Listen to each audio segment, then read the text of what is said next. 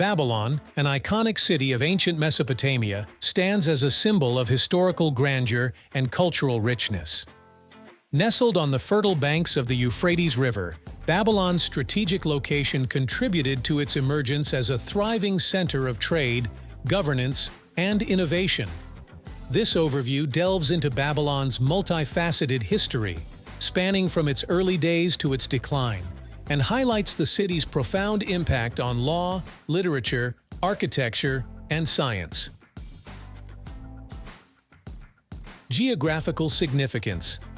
Strategically situated about 85 kilometers south of modern-day Baghdad, Babylon's location on the Euphrates River facilitated its rise as a pivotal trade hub.